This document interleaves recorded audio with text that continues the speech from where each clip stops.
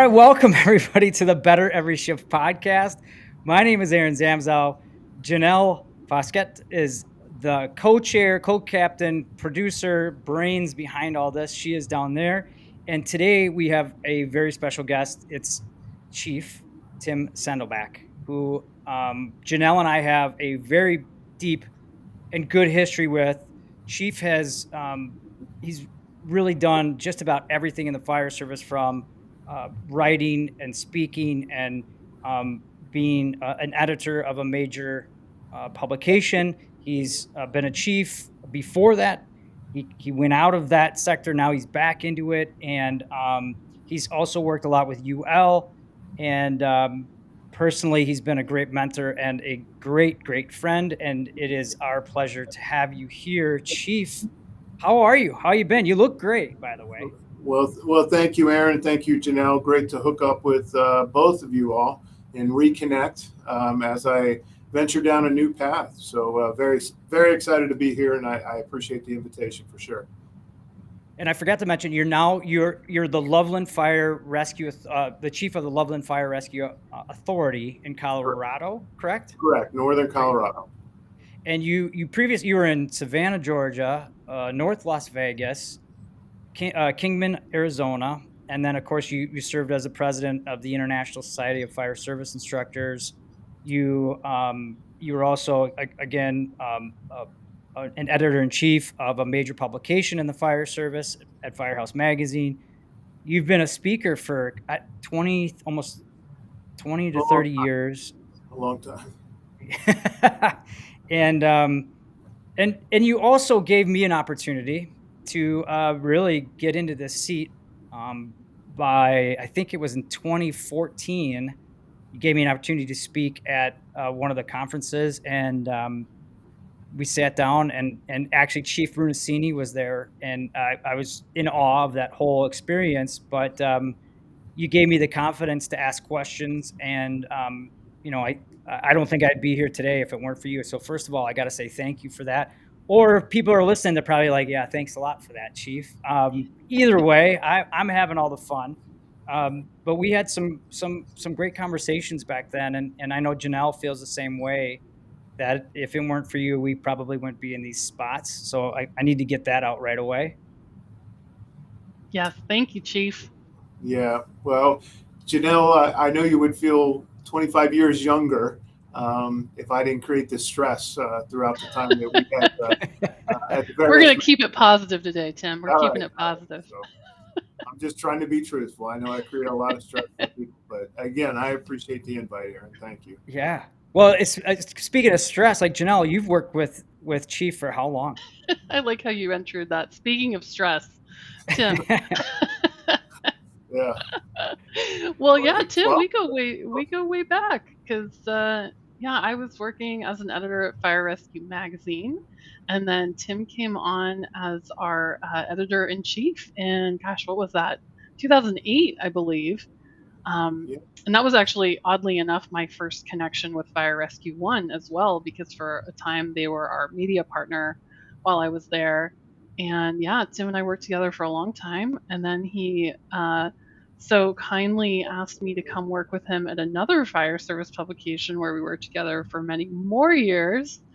I mean, we have been through a lot together. I mean, you've been my boss, mentor, you've been my work husband. Are we even allowed to say that anymore? Has that term been canceled?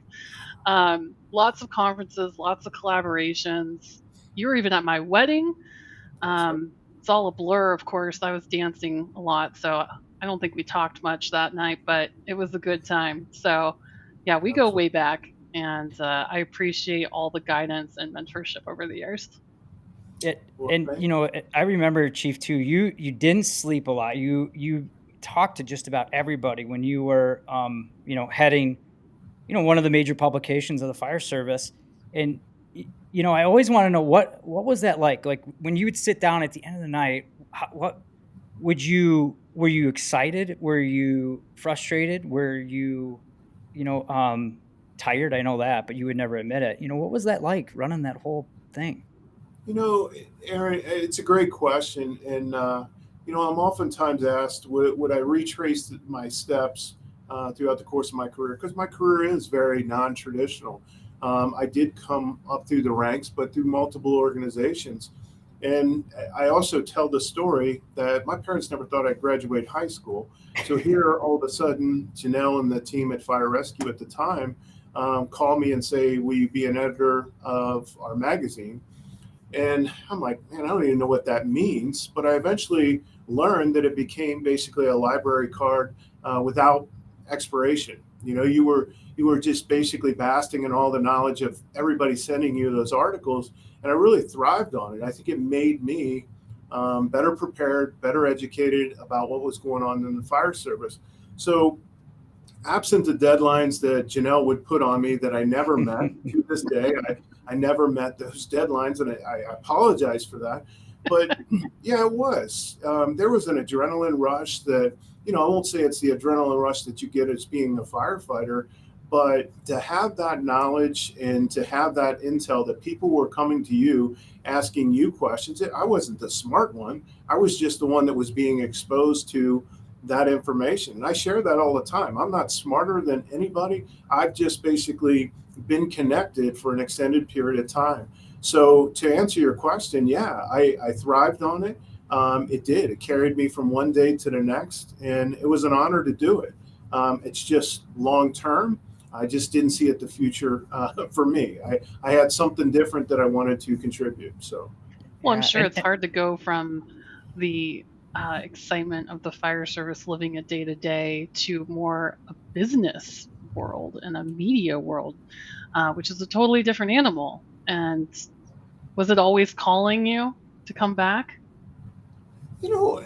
I don't know. I mean, at some point, I did think, that's where I would conclude my career.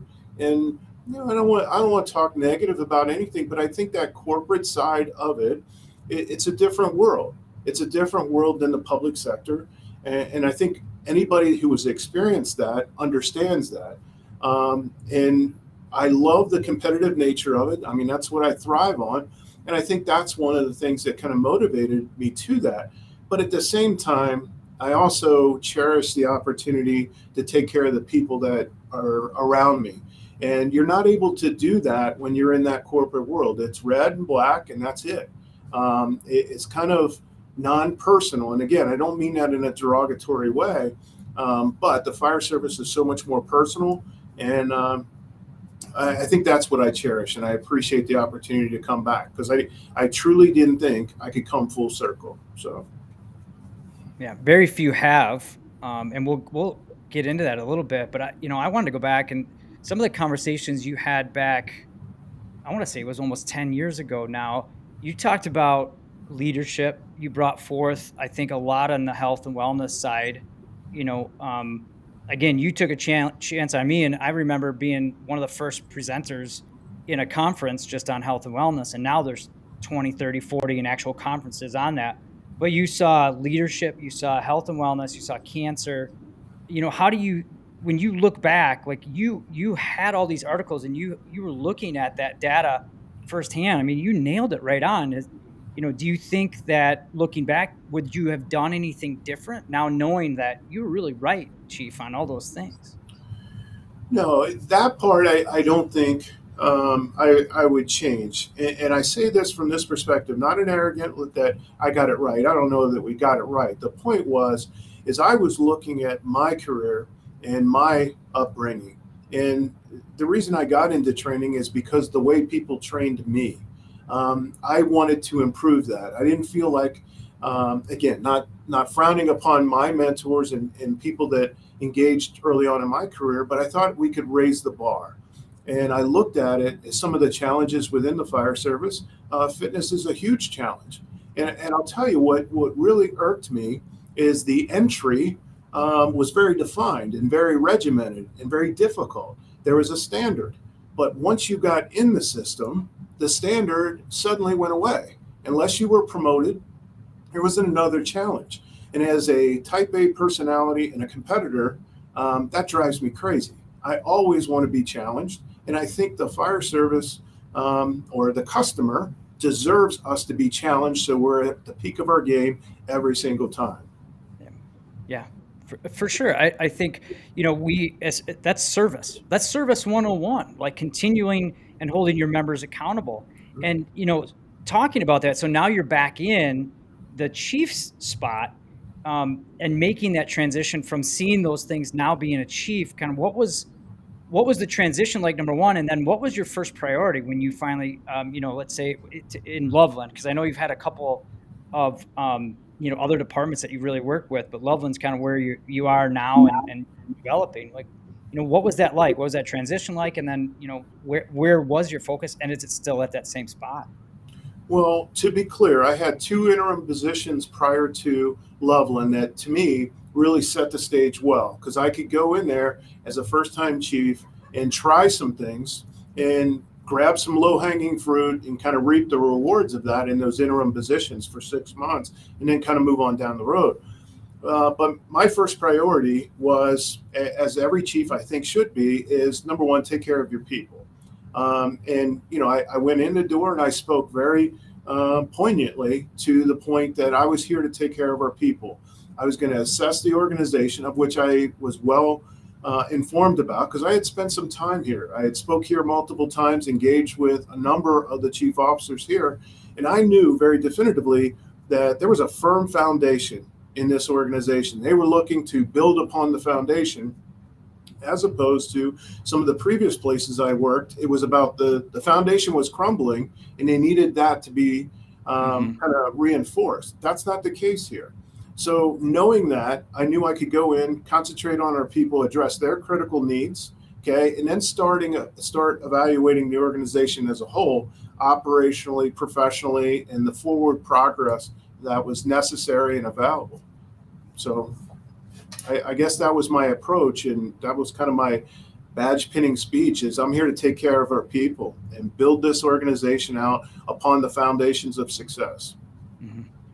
Yeah. And Can where we, you were, I go was ahead, going to Jenna. say real quick, can we talk about that badge pinning for a moment? Yeah. I think Sure. that was a pretty special day for you. And I see the hat over one shoulder and We call that a helmet, you know. sorry. You just lost some Busted. street cred, Janelle. Come on, get it Busted. back. Sorry. Yeah. Helmet. The Yeah. For helmet. 12 years, I drug her along trying to teach her that. Yeah. I'm looking at Aaron's hat. I'll blame it on that. Yeah. So your pinning ceremony, now that's not your helmet behind you there, correct? No, that helmet, and it's the only helmet in my office. It's my dad's helmet. That helmet made the Beverly Hills Supper Club fire. My dad wore that May 28, 1977, Southgate, Kentucky, 1 mile away from my house. I watched it as an 8-year-old kid from my back porch with my mother. And there was a small black and white TV on our porch. We were watching the newscast live. The newscaster was Nick Clooney, George Clooney's dad. So I watched it live over top the TV and literally watched the newscast on a little black and white TV. And I'm not kidding you, the TV screen was that big. And this is how you change the channels. Yeah.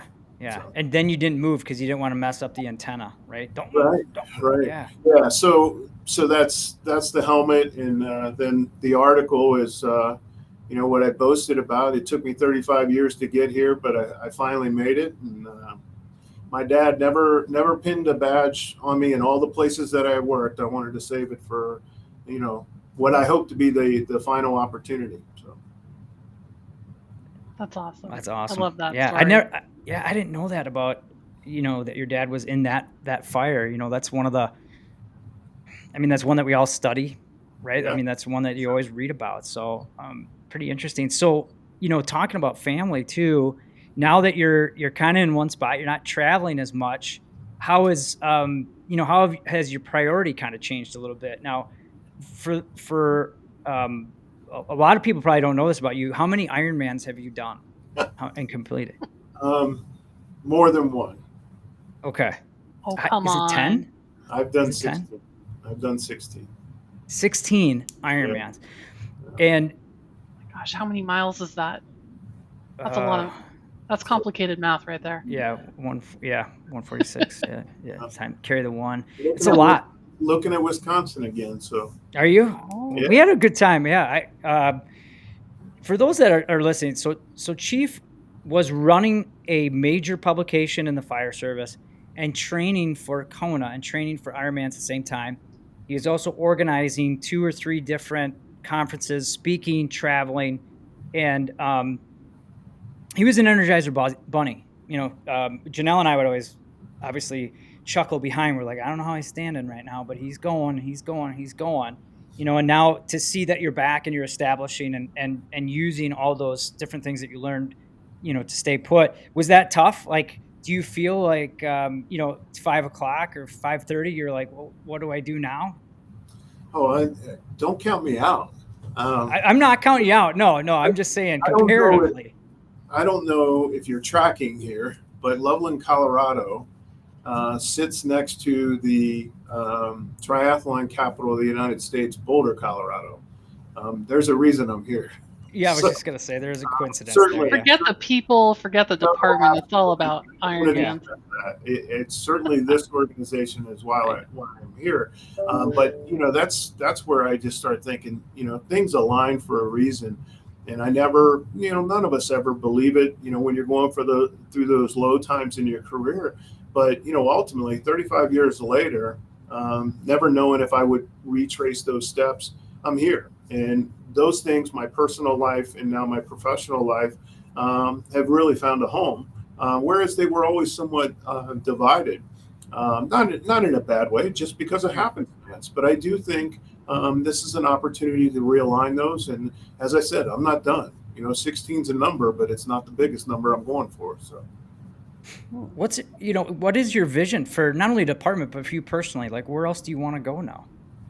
Well, I want to make a difference. I do. My preference is to make this my final stop and make sure that I leave it better than I found it. And I know that's kind of cliche, but I definitely want to build that first, second floor and potentially put the roof on this organization. I've landed in a place that I think is an incredible gem.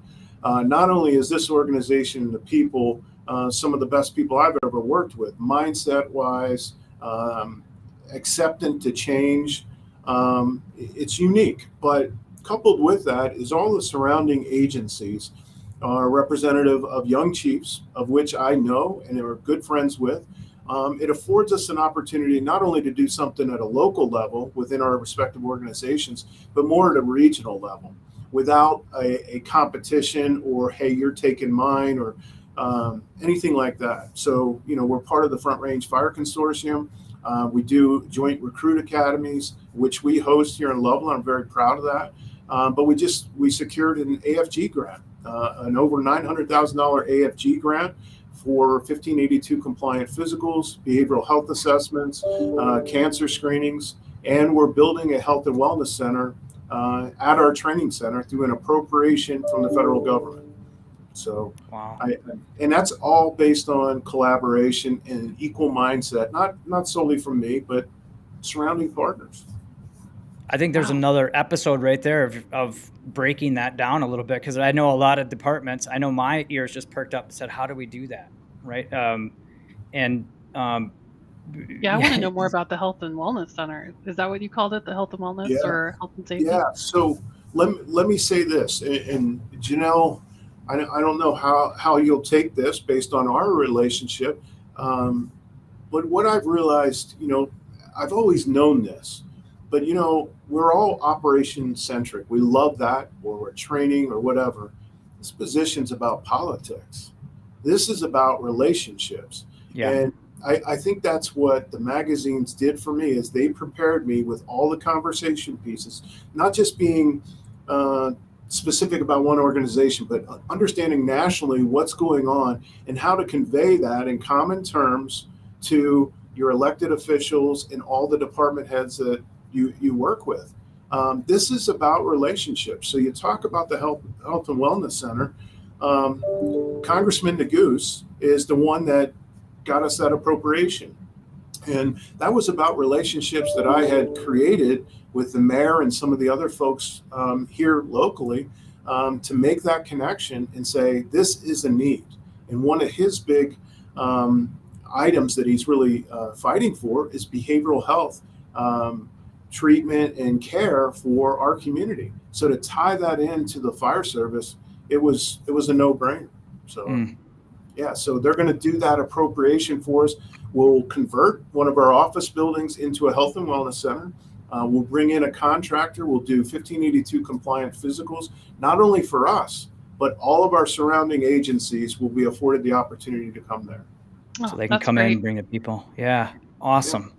Uh, it and I know and that's one thing. Like you allotted me the opportunity to be a fly in the room a lot of times when you're having these discussions.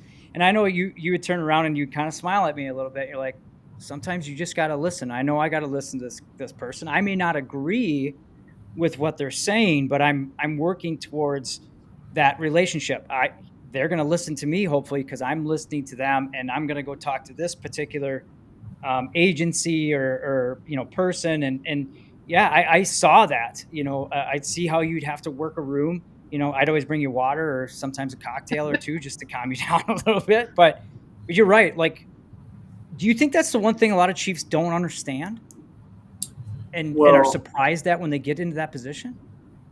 yeah, I think twofold. Let me back up on this. I think the important point that I would share is it's something firefighters don't understand. For years, certainly Janelle and I, we read it all the time. Firefighters that are out there that are busting on elected officials and think that that's going to win the game, they're missing the boat. I say it all the time, and I say this in presentations, and I'm certain the two of you have heard me in presentations. The day you join the fire service at birth, in reality, is you're a politician. And everybody says, "Oh no, I'm not a politician," because they think of the negative context at federal levels and so forth. Some of the current politics that are being displayed on local networks now.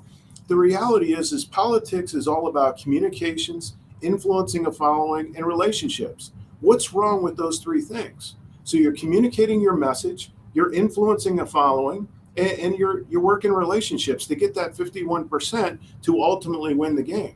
There's nothing negative about that. But what we do is we bring up generations of firefighters with a negative connotation of politics. And that is so wrong as a public servant. You got to understand the importance that they make the decisions, and it's based on the information that you share with them. So, from a fire chief's perspective, if you think, and I hope nobody takes this out of context, but if your track is nothing but operational centric, that's all you're focused on, I think you're selling yourself short in your development process and preparation for the fire chief position. You got to be well rounded, you got to be well spoken, and you got to be well informed. And you don't do that by basically just centering on wet stuff on the red stuff and glowing lights. That's not what this is solely about. No. Especially now. I mean, now we're more EMS based, with social media also, right? Like you described what social media is right there too, and we have to learn to utilize those as tools. And I, in, and as you're speaking, the question I also have, would you consider yourself as old school leader or new school leader? I think that's such a ridiculous term, old school. What that is I shouldn't have said ridiculous. I get it. I get I'm it. setting you up. I know what gets you going, No, so I kind of set you up. it's Sorry. like the blue collar. You know what? I'm Tim Sendelbach. I got my attitudes. I got my drivers. I got my motivators.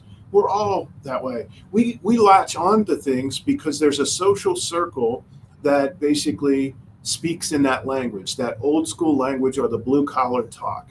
You know what? I'm a public servant. I do my best to remain humble in what I do, and I think that's what we're supposed to do. I do appreciate people in that blue collar, the people that like to get their knuckles beat up a little bit and do hard work. I subscribe to that 100%. The same thing with the old school mentality. I think there are some regimented things within this profession that are old school that absolutely have created our success. But there are also some of those old school mentalities and beliefs that have set us back or held us back Mm-hmm. to critical changes that are necessary. Yeah, absolutely. I agree, and I see that so much in so many of the articles that we get in the submissions is trying to explain exactly what you just said in a relatable way so people can see it how it plays out practically at the department level, at the chief's level, company officer level, firefighter level. Um, but I think you hit the nail on the head there. There's a lot of good in those traditions and the old school ways that have set us up for success, and now we've got to also think about what we should be implementing to make it better. Yeah, and this will sound weird, but it's like a spice rack. I think you take some of that blue collar, you take some of that old school, and you mix it together. It's that combination that really makes it what we need. It's not that, do it for a social circle or a following, which we all get spun up with social media.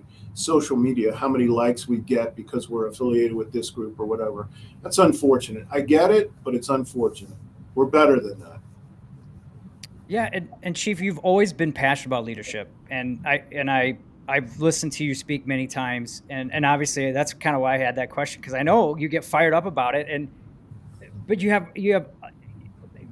obviously understand, because you've seen this for so long, and you've experienced so many different things. So, like, what is leadership still driving you, or where are you kind of moving your priorities to, or I guess, like, for you, what gets you up? Where do you want to become better?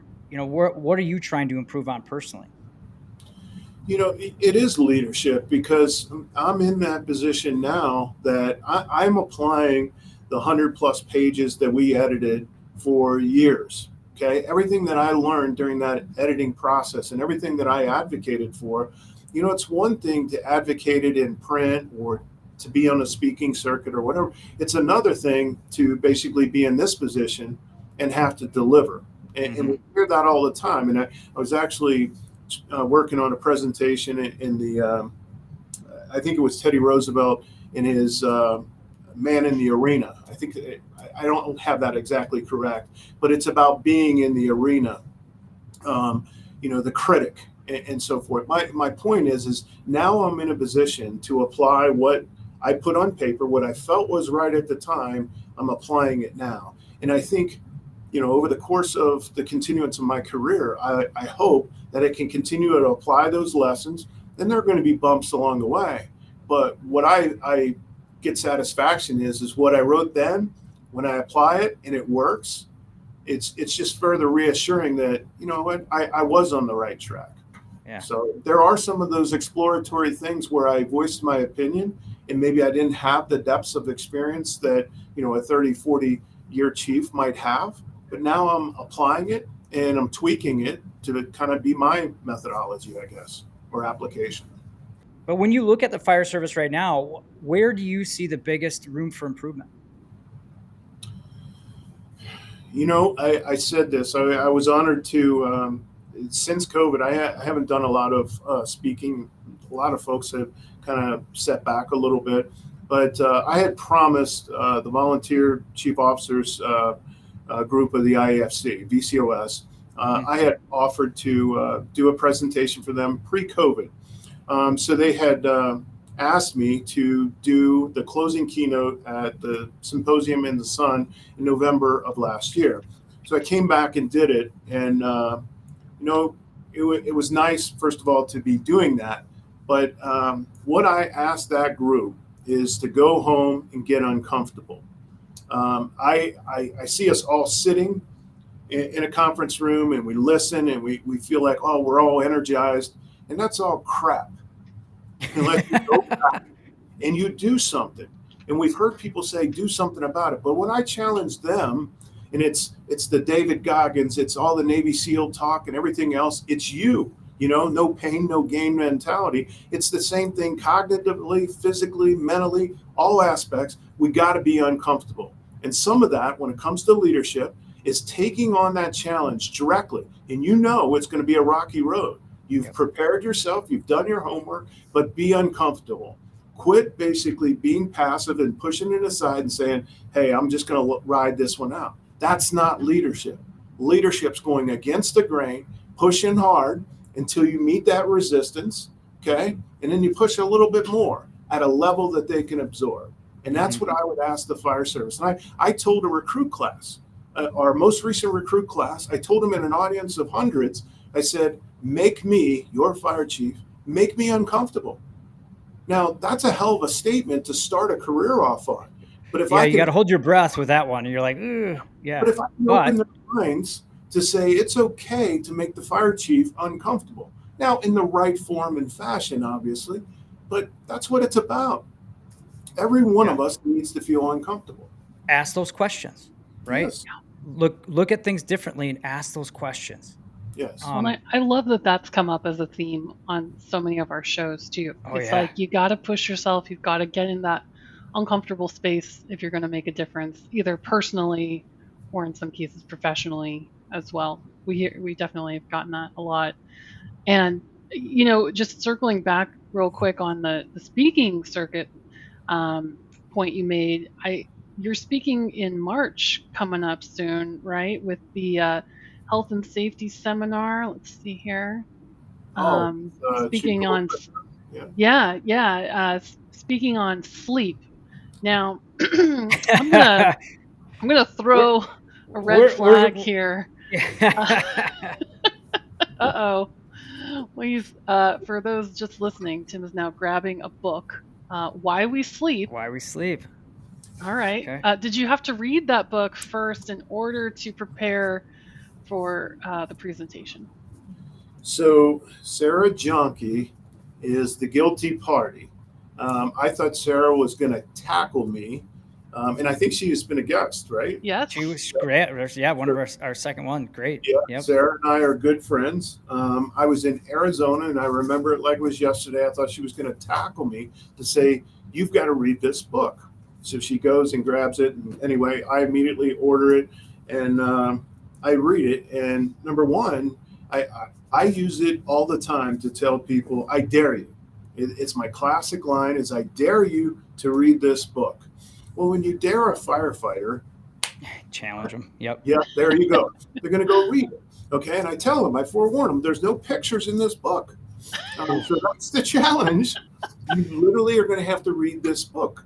Now, the problem with that book is it scares the hell out of you, because it literally walks you through every aspect of the fire service that we're facing as far as health and wellness, behavioral health issues, suicide issues, cardiovascular issues, obesity. All of this is listed in here, and it's all, you got to reset the mind. Now, Janelle, I know you laugh, and Aaron, you too.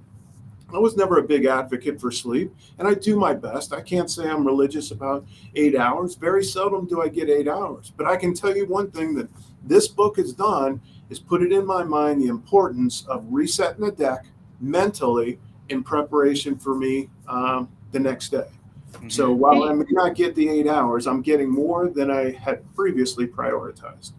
Absolutely. And let me just say, for the record, I was so thrilled when I saw your name in that lineup, because I was thinking, he's reformed. Oh my gosh. Because when we worked together, you slept like 2 hours a night. Maybe not that little, but 4 hours? I think all of that's an exaggeration. So it was all about making sure I was in front of the other time zone, living on the Pacific time zone, trying to keep up with the East Coast time zone. So, all right. Well, I won't use numbers, but we'll say sleep wasn't exactly the strong suit here. But you were, you did everything. You had your hands in everything. And so I'm so happy to hear that, because we've been talking a lot about sleep lately on the show and in articles we've been publishing, how it's really just so foundational. So I'm happy that you're speaking on that, and we'll include something in the show notes too for people if they want to register for that event and hear you speak about sleep. I just bought the book. I had a chief when I said that. He said, "Yeah, I bought the book, but I fell asleep reading it." Well, hey, that's part of it, right? Maybe that's what the book is used for. I promise you, you will not fall asleep reading this book. It's a riveting book, and Dr. Walker should. I should take out stock in it, because I've sold a lot of books for him. But worth it. We should have him on the show, because you know what, it has come up.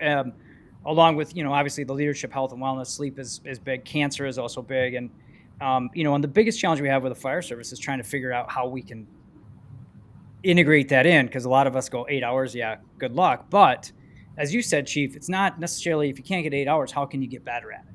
Like, how can you start to incorporate some tools? And so, yeah, we both saw that you were doing that, and we had to ask, and we're glad.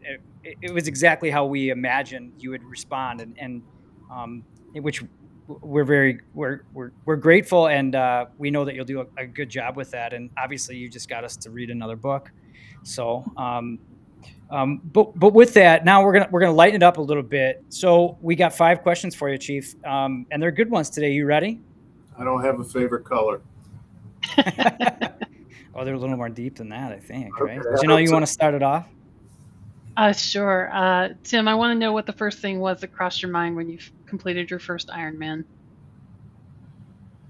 Oh, I mean, there was the adrenaline rush is overwhelming because it is a long day. I don't know what was literally on my mind. I mean, I was proud of myself. When you set that goal and 17 hours or less, you cross that finish line, and it was well less than 17 hours, mind you. Noted. For some, it was. For others, hey, I got the medal. No. I just think I was very proud of myself, not in an arrogant way, but when you set that expectation for yourself and to think that you can achieve that, was pretty proud. So, and more to come on that. Yeah, I got to watch you here in Madison, and you look like a rock star the day I saw you. So more to come on that, right? That's not a chapter that's completed. So here's a question we talked about before the show, but I think everyone needs to hear your response. What's the first thing that came to mind when you heard Janelle and Aaron had a podcast? Oh my God. I don't think that's a fair question. I worked for hours on that one myself. No, I'm proud of both of you. You're continuing to get the message out. You're doing it with energy and passion, and I think that's important. So, well, we had a good leader, so we appreciate that. You did say you needed a drink. My bad. That was the first thought. So, yeah, that was the first thought. The more politically correct thought was, I'm proud of this. How's that? Appreciate that. All right, Aaron, you're up again. Oh, you want to save yours? Okay. Mm-hmm. Yep. You got a good one. Janelle's got a really good one. So, we may have talked about this one. What's your proudest moment? Oh, I'd say that. Most certainly. When I think, I got into this, again, I go back to it. I'm not exaggerating or telling tales. My parents didn't think I'd graduate high school. And I went to college, I got multiple degrees, and 35 years later, I'm a fire chief. It's a pretty proud moment, but I can tell you, when my dad pinned that, when I see his hands shaking out of excitement, and then the gleam in his eyes, I mean, you don't get an opportunity like that too many times. That was a pretty proud moment for sure. That's awesome. And for those who are just listening and not watching the video version, Tim was pointing to a newspaper article on his wall, and we'll include that in the show notes too, because that's a pretty great photo. Thank you. Awesome. All right, bringing it home here, I would like to know what advice Mini Tim would give larger Tim. Oh my gosh, I still get grief about that. Yep. So Mini Tim, for those of you who have not seen Mini Tim before, and I apologize, I realize that this is most of people will be listening to this and not watching, but we literally have a cardboard cutout of Tim. And this goes back to the Fire Rescue Magazine days, when we would go to conferences and everyone and their mother would be looking for Tim at the booth. Everyone would come by looking to talk to Tim, and we just would joke and say, we need a cardboard cutout of Tim, just at the booth. But, my editor budget, I can't afford. Those things are expensive. So I got the mini version. And then Great we would stash, take by the way, them. and the mini Oh, yeah, version and has this is the Tim Sendelbach, stash version. Um, yes. but Yep. yeah, so Mini Tim became a great friend of ours, and he would be up in the office at Fire Rescue Magazine. I don't have him up anymore because it's a little creepy when you work from home now, right? I can't have Mini Tim Yeah, just yes. watching me work. So I did go rooting through a box in my garage to find Mini Tim and bring him out just for this moment. Yeah. So first of all, it's creepy in general. Um, the fact that you had to search through your garage, that's not true. I don't know your shelf, I'm sure, but what would what would what was the direction? What would Mini Tim say to, or vice versa? Yes. What would Mini Tim like to tell you now, from those years of being at conferences and being in that world to where Yeah, you are now as a fire chief?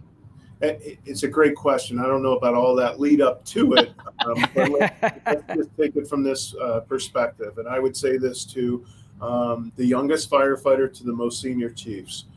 Every vehicle has two pedals. One's an accelerator and one's the brake.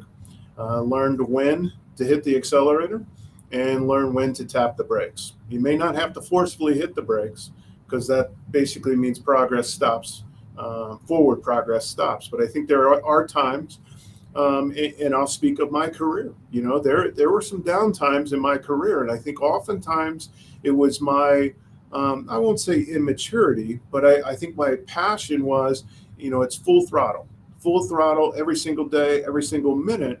And at times there's an appropriate tap on the brakes, maybe a swerve to get around something, and then reaccelerate.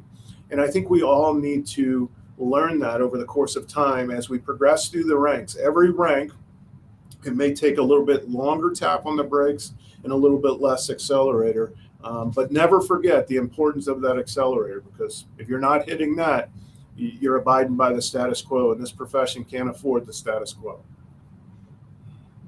That's perfect. That takes up our last question too about, you know, what advice would you give people entering the fire service? And I like that analogy. You know, yeah, go back to Forrest Gump. You know, mom used to always tell me things that I, you know, could relate to, and it really that makes a lot of sense as I joke about it. But you know, I'm in a new role myself, and as you were saying that, I pictured exactly what, you know, some situations for both when you need to hit the accelerator and when need to hit the brake. And we can't thank you enough for just you know, your leadership and mentorship and being on the show, number one. And it's great to see you healthy and smiling and happy. And you know, I don't want to speak for Janelle, but I know I look forward to seeing you at a conference fairly soon here.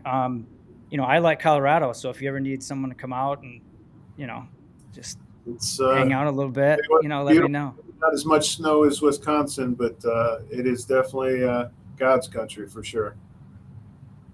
Well, thanks so much, Chief. Janelle, you got anything else for Chief? And or does little Tim have anything else for Big Tim? No, just thank you for your leadership over the years. We had such a good time working together, and as always, I hope we get more opportunities to collaborate. No, I appreciate the opportunity. And again, I commend both of you for continuing to broadcast the message and get those folks out there to make sure their voices are heard. So thank you much for that. All right, Chief. Thanks. I hope we can have you back again. I hope you had some fun. For all those that are listening, thank you for listening. You can email us at bettereveryshift@firerescue1.com. Please rate, review whether you think you know, you liked it or you didn't like it. Quote that you really liked. Please share it to your crew members and friends and family. And most importantly, make sure that you learn something. As Chief said, you know, learn when to hit the accelerator, learn when to tap the brake, do something, share something, but try to always make those around you, including yourself, better every shift.